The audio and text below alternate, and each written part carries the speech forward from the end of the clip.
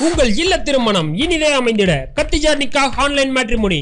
முஸ்லிம்களுக்காக 12 வருட சேவை அனுபவம் உள்ள நம்பகமான ஸ்தாபனம். தரமான தெரிவு செய்யப்பட்ட வரன்கள் தமிழ், உருது, மலையாளம் வரங்களும் பதிவு செய்யலாம். ஆன்லைன், இணையம் மற்றும் வாட்ஸ்அப்பில் தொடர்பு கொண்டு பதிவு செய்யலாம். பதிவு முற்றிலும் இலவசம். ஆக்டிவேஷன் குறைந்த கட்டணம் மட்டுமே.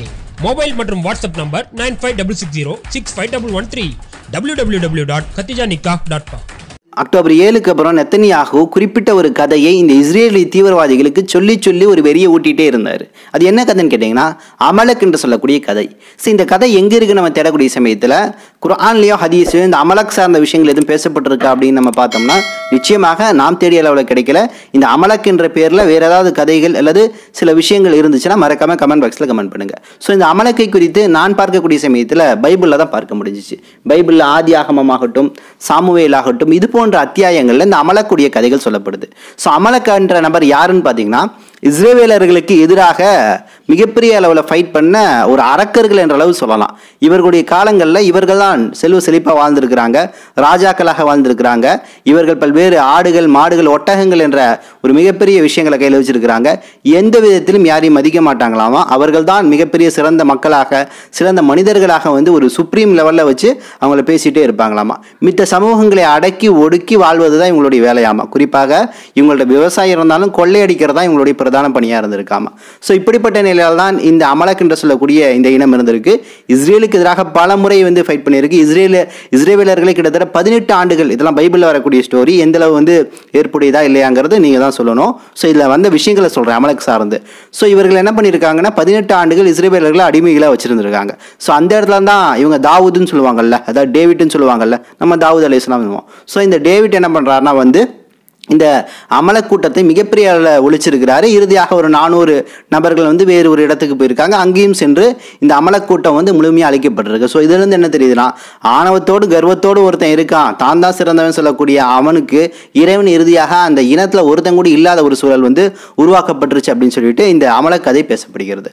ஸோ இந்த அமலக் கதையை எடுத்து தான் நெத்தனியாக என்ன சொல்கிறாருன்னா, அமலக் நம்ம எந்த அளவு துன்புறுத்தினார்கள் அது போல ஒரு விஷயத்தை நாம் திருப்பி செய்யணும் அப்படின்னு சொல்கிறாரு. அப்போ அமலக் கொடுமைப்படுத்தினார்கள்னா அமலக்கை இங்க இருக்கக்கூடிய பலஸ்தீன் மக்களோடு ஒப்பிடுறாங்க.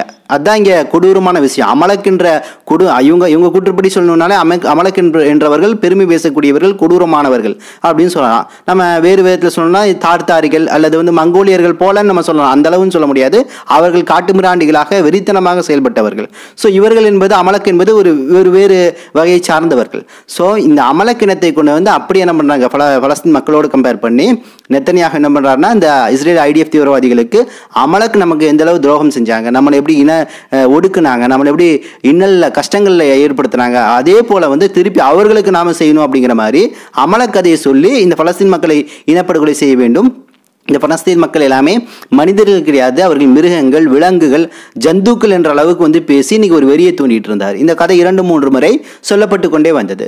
ஸோ அப்போ அந்த அமலக் கதை அளவுக்கு இந்த மக்கள் ரொம்ப கீழ்பட்டவர்களா அல்லது மிகவும் கொடூரமானவர்களான்னு கேட்டால் கிடையாது. உங்களுக்கு வரலாறு படிக்கக்கூடிய சமயத்தில் தெரியும், ஜெர்மனியிலிருந்து அடித்து விரட்டப்படக்கூடிய சூழலில் பலஸ்தீனில் இருக்கக்கூடிய அந்த மக்கள் எல்லாமே இந்த யூதர்களுக்கு நிம்மதியான ஒரு வாழ்விடத்தை கொடுத்தாங்க. உலகத்தில் நாடோடியாக திறந்த யூத இனத்திற்கு ஒரு நிம்மதியான காலம்னு ஒன்று இருந்துச்சுன்னா அது இஸ்லாமிய காலம், குறிப்பாக பலஸ்தீனில் வாழ்ந்த காலம் சொல்லிட்டு இன்னைக்கு தோராவை பின்பற்றக்கூடிய, உண்மையான ஜுடாயிசத்தை பின்பற்றக்கூடிய யூதர்கள் எல்லாமே சொல்கிறாங்க. உலகில் பறந்து விருந்து வாழக்கூடிய யூதர்கள் ரொம்ப சொற்ப நபர்கள் தான், இல்லைன்னு சொல்லலை. ஆனால் அந்த யூதர்களில் இந்த ஜியோனிச தீவிரவாத சிந்த யூதர்கள் என்பவர்கள் தனித்துவம் கொண்டவர்கள். தனித்துவம் என்பது மிருகத்தன்மை மற்றும் இனவெறி பிடித்தவர்கள். இங்கே இருக்கக்கூடிய இந்துத்துவ சிந்தனை கொண்டவர்களை போலத்தான். ஒன்றும் இல்லை, இதை இன்னைக்கு ஒரு நியூஸ் படிக்க நேர்ந்தது. கங்கனா ரணாவத் திமிரோடு சொல்றா, 1947 இந்தியா பாகிஸ்தான் பிரிக்கப்பட்டுச்சுல, அப்ப பாகிஸ்தான் இஸ்லாமிய நாடா, இஸ்லாமிய குடியரசு அங்கீகரிக்கப்பட்டுச்சுல, அதே போலவே இந்தியாவை இந்துத்துவ அறிவிச்சுட்டு போங்க, இது இந்து நாடு அப்படின்னு அறிவிச்சுட்டு போங்கன்னு வெக்கமே இல்லாம கூச்சமே இல்லாம பேசிட்டு இருக்கிறான். இன்னைக்கு நல்லா புரிஞ்சுக்கணும், இந்தியாவை இந்துத்துவ நாடாக நீ அறிவிக்கணும்னா வெறும் இந்துக்கள் மட்டுமே இங்கே வாழக்கூடிய அல்லது சனாதனத்தை மட்டுமே பின்பற்றக்கூடிய மக்கள் இங்கே இருக்கணும். அப்படியே இருக்கிறாங்க. கிறிஸ்தவர்கள் இருக்காங்க, முஸ்லீம்கள் இருக்காங்க, சீக்கியர்கள் இருக்காங்க, பௌத்தர்கள் இருக்காங்க, பார்சியர்கள் இருக்கிறாங்க. இவ்வளவு இன மக்கள், இவ்வளவு மொழி, இவ்வளவு கலாச்சாரம் இருக்கக்கூடிய இந்த நாட்டில் ஒற்றை மொழியும் ஒற்றை தீய சித்தாந்தத்தை நினைக்கணும்னு சொல்லக்கூடிய கங்கனா போன்றவர்கள் எல்லாமே தீவிரவாத சிந்தனை கொண்டவர்கள். எப்படிப்பட்டவர்கள்னா கிட்டத்தட்ட மோடி கடவுளாக பார்க்கிறார்கள். பார்த்துட்டு போய் தப்பே கிடையாது, விருப்பம். ஆனால் இங்கே இருக்கக்கூடிய இந்தியாவை வேற்றுமையில் ஒற்றுமையாக நேசிக்கக்கூடிய மக்கள் மேலே உன் கருத்தை கொண்டு வந்து திணிக்கக்கூடாது. ஸோ இது போன்ற சிந்தனை கொண்டவர்கள் தான் இஸ்ரேலில் இருக்கக்கூடிய இந்த யூத ஜியோனிச சிந்தனை கொண்டவர்களாகவும் காணப்படுகிறார்கள். அடுத்து UFC என்று சொல்லக்கூடிய குத்துச்சண்டை விளையாட்டை கேள்விப்பட்டிருப்பீங்க. இல்லை ஹபீப் என்று சொல்லக்கூடியவர் மிக பிரபலமானவர், இஸ்லாத்தை எந்த நிலையும் பின்பற்றக்கூடியவர் அப்படிங்கிற விஷயங்கள்லாம் தெரியும். ஸோ இதே UFC இருக்கக்கூடிய மிச்சுவல் என்று சொல்லக்கூடிய நபர், இவன் என்ன சொல்கிறான்னா, இவன் யூத சங்கி.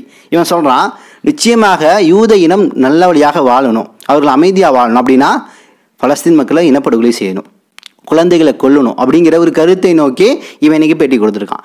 இதே UFC இருக்கக்கூடிய ஹம்சத் என்று சொல்லக்கூடிய நபர், கம்சாத் என்று சொல்லக்கூடிய நபர் என்ன சொல்கிறாருன்னு கேட்டிங்கன்னா, எனக்கு தயவு செஞ்சு என்னை பலஸ்தீனுக்கு தாட்டி விடுங்க, என் கையில் ஒரு கன் துப்பாக்கியை கொடுங்க, நான் என்னோட முஸ்லீம் மக்களுக்காக சகோதரர்களுக்காக நான் போய் போராடுறேன், நான் எப்படி முஸ்லீம் மக்களை குறித்த கவலை கொள்கின்றேனோ அதே போல நான் எனது உயிரை விடுவதிலும் நான் பெரிய அளவில் கவலை கொள்ள மாட்டேன், எனது மக்களுக்காக நான் எவ்வளோ பெரிய தியாகம் வேணாலும் செய்ய தயாராக இருக்கேன்னு சொல்லிட்டு இன்னைக்கு UFC என்று சொல்லக்கூடிய அந்த குத்துச்சண்டை விளையாட்டுடைய வீரர், முஸ்லீம் வீரர் பேசுகிறாரு. இதுதான் சங்கிகளுக்கும் முஸ்லீம்களுக்கும் மத்தியில் இருக்கக்கூடிய வேறுபாடு அப்படிங்கிற விஷயத்தை நம்மளால இங்கே பார்க்க முடியுது. அடுத்து ஆப்கானிஸ்தானில் நேற்றைய தினம் கிடைத்த செய்தி, அங்கு வரலாறு காணாத அளவில் மிகப்பெரிய வெள்ளம் ஏற்பட்டதில் கிட்டத்தட்ட 315 நபர்கள் இதுவரையும் இறந்திருக்காங்க. அதிகமான முறையில் குழந்தைகள் இறந்திருக்கிறாங்க. வெள்ளத்தில் சிக்கிய குழந்தைகளை எல்லாமே மீட்கக்கூடிய பணிகள் அங்கே நடந்துட்டு இருக்கு. ஆயிரக்கணக்கான மக்கள் காயமுற்றிருக்கிறாங்க. அப்போ நிச்சயமாக ஆப்கானிஸ்தானில் ஏற்பட்ட இந்த வெள்ளத்திற்கு நிச்சயமாக இன்ஷா அல்லாஹ் நாம் அதிகமாக துவா செய்ய வேண்டும். அங்கு ஒரு இயல்பான நிலை வர வேண்டும். மக்கள் எல்லாமே ஒரு மீட்கப்பட்டு அவர்களுக்கான உதவிகள் என்பது முழுமையாக கொடுக்கப்படணும் அப்படிங்கிற ஒரு துவாவை செய்வோம். ஸோ உதவின்னு சொன்ன பின்னாடி மற்றொரு செய்தி எனக்கு நினைவுக்கு வருது. எகிப்தில் அக்டோபருக்கு அப்புறம், அதாவது நவம்பர் டிசம்பர் அந்த காலகட்டங்களில் ஒரு செய்தி நடந்திருக்கு. அது ஒரு வீடியோ காட்சியாக இன்னைக்கு பரவிட்டு இருக்கு. என்னன்னா, எகிப்துடைய அந்த எல்லை இருக்குல்ல, இன்னைக்கு 3 லேயர் போட்டாங்க, 3 தடுப்பு போட்டிருக்காங்க, அந்த ரஃபாவுக்குள்ளேருந்து தப்பிச்சு எகிப்துக்குள்ளே வரக்கூடாதுன்னு சொல்லிட்டு.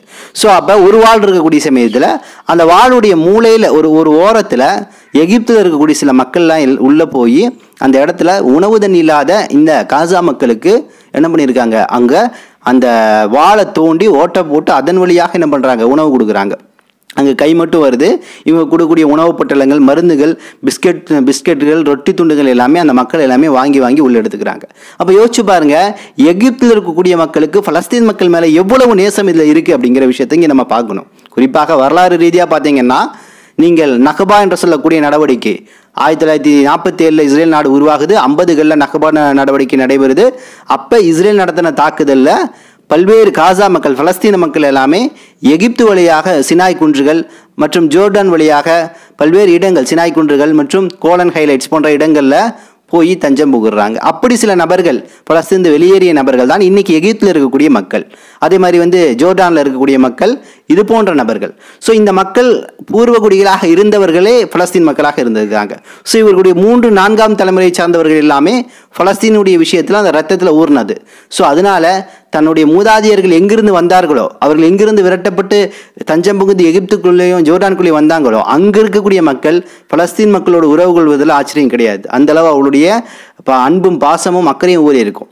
ஸோ அந்த அடிப்படையில் தான் எகிப்தில் இருக்கக்கூடிய மக்கள் எல்லாமே உதவி செய்வது மற்றும் ஜோர்டானில் இருக்கக்கூடிய மக்கள் எல்லாமே உதவி செய்வதுன்னு சொல்லக்கூடிய விஷயங்கள் தொடர்ந்து நடக்குது. ஆனால் ஆட்சியாளர்கள் 2 நபர்களுமே, இங்கே இருக்கக்கூடிய சிசி ஆகட்டும், 2ஆம் அப்துல்லாவாகட்டும், 2 பேருமே முழுக்க ஜியோனிச சங்கிகள் அப்படிங்கிறதுல மாற்றுக்கிறது கிடையாது. அவர்களுக்கு அடிவரியாக தான் இன்றளவும் செயல்பட்டு கொண்டிருக்கிறார்கள். இதில் என்ன ஆச்சரியம்னா, இன்றைய தினத்தில் எகிப்துடைய தலைவர் சிசி சொல்லியிருக்கிறாரு, ICC என்று சொல்லக்கூடிய சர்வதேச குற்றவியல் நீதிமன்றத்துடைய வழக்கில் எங்களையும் ஜாயின் பண்ணிக்கிறோம் சொல்லக்கூடிய ஒரு அறிவிப்பை வெளியிட்டிருக்கிறாரு. ஸோ இது சிசி வெளியிட்டாரா இல்லை அங்கே இருக்கக்கூடிய வழக்கறிஞர்கள் சொந்தமாக முடிவெடுத்து இந்த கருத்தை தெரிவிச்சிருக்கிறாங்களா அப்படிங்கிற விஷயங்கள் இன்னைக்கு அதிகாரப்பூர்வமாக தெரியல. ஸோ இப்படிப்பட்ட சூழல் போயிட்டு இருக்கு. மறுபக்கம் மாணவர்கள் போராட்டத்தை பொறுத்த வரைக்கும் இன்னைக்கு அமெரிக்காவில் 40க்கு அதிகமான பல்கலைக்கழகங்களில் பலஸ்தீனுக்கு ஆதரவான போராட்டங்கள் நடந்துட்டு இருக்கு. குறிப்பாக கேம்பிரிட்ஜ் யூனிவர்சிட்டிக்கு வெளியே டென்ட் அடிச்சு ஒரு முகாம் போட்டு பலஸ்தீனுக்கு ஆதரவாக இன்னைக்கு மிகப்பெரிய அளவில் போராட்டங்கள் மற்றும் ஆர்ப்பாட்டங்கள் நடந்துட்டு இருக்குது. குறிப்பாக இந்த பட்டப்படிப்பு முடித்து டிகிரி வாங்கக்கூடிய, பட்டம் வாங்கக்கூடிய மாணவர்கள் உலகத்தில் பல்வேறு இடங்களில் இந்த பட்டம் வாங்கக்கூடிய சூழல்ல பலஸ்தீனுக்கு ஆதரவாக கொடியை ஏந்தி பிரச்சாரம் பண்ணியிருக்கிறாங்க. குறிப்பாக அப்படி பிரச்சாரம் பண்ணதில் ஒரு முக்கியமான சகோதரி, அதாவது இதே காசா பகுதியில் அக்டோபர் 7க்கு அப்புறம் தனது ஒட்டுமொத்த குடும்பத்தையும் இழந்த ஒரு சகோதரி என்ன பண்ணியிருக்கிறாங்க, பிரிட்டன்ல இருந்து இந்த பட்டமளிப்பு விழாவில் கலந்துருக்கிறாங்க. அதில் இவர்களுக்கு சில தண்டனைகள் கொடுக்கப்பட்டிருக்கு, நீங்கள் இப்படி செய்யக்கூடாதுன்னு.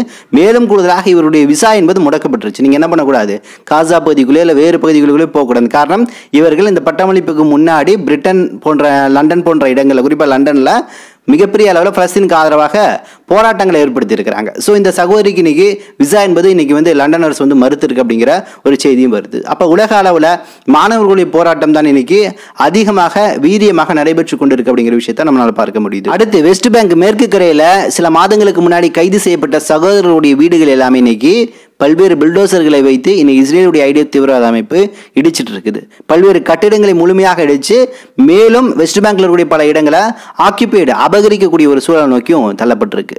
அடுத்து ஈரான் இன்னைக்கு ஒரு மிகப்பெரிய ஒரு மைல்கல் எட்டி இருக்குன்னு சொல்லலாம். ஈரான் இன்னைக்கு அதிகாரப்பூர்வமாக வெளிப்படையாக சொல்லியிருக்கு, நியூக்ளியர்னு சொல்லக்கூடிய இந்த அணு ஆயுதத்தை அதிகாரப்பூர்வமாக தெஹ்ரான் நகரம் வச்சிருக்கு அப்படின்னு சொல்லக்கூடிய ஒரு அறிவிப்பு வெளியிட்டிருக்காங்க.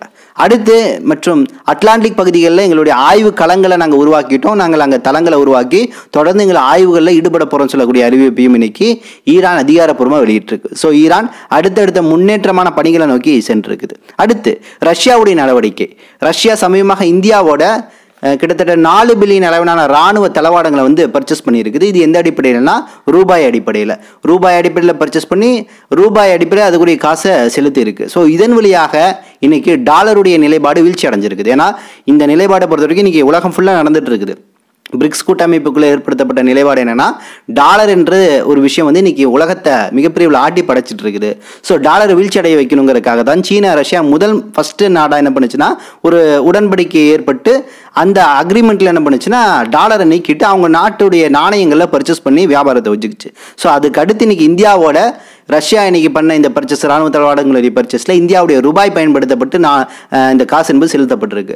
ஸோ அப்போ உலக அளவில் இன்னைக்கு கொஞ்சம் கொஞ்சமாக என்ன பண்ணுது, இந்த ரூபாயுடைய வீழ்ச்சி நடந்துட்டு இருக்கு. இதனால தான் இந்தியாவுடைய வெளியுறவுத்துறை அமைச்சர் ஜெய்சங்கர் சொல்றாரு 2030 அமெரிக்கா மிகப்பெரிய வீழ்ச்சி அடைஞ்சிருக்கும். எப்படி சொல்றாருன்னா இந்த டாலரை வச்சு தான் வீழ்ச்சி அடைஞ்சிருக்கும்.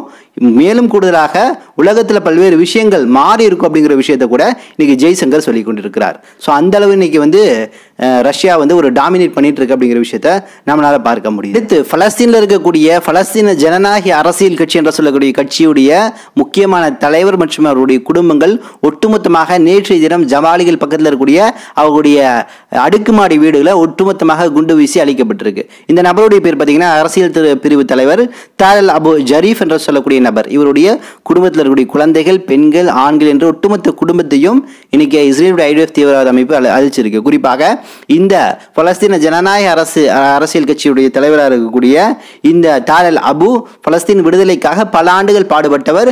ஹமாஸோடும் பல்வேறு இயக்கத்தோடும் இணைந்து பல்வேறு செயல்களில் ஈடுபட்டவர். ஸோ நிச்சயமாக அல்லாஹ் இவருக்கு உயர்ந்த சோனத்தை கொடுக்கணும் அப்படின்னு சொல்லக்கூடிய துவாவை நாம் முன்னெடுப்போம். இன்னும் சில தகவலை திரட்டிக்கொண்டு இன்ஷா அல்லாஹ் விரைவில் வந்து உங்களை சந்திக்கின்றேன்.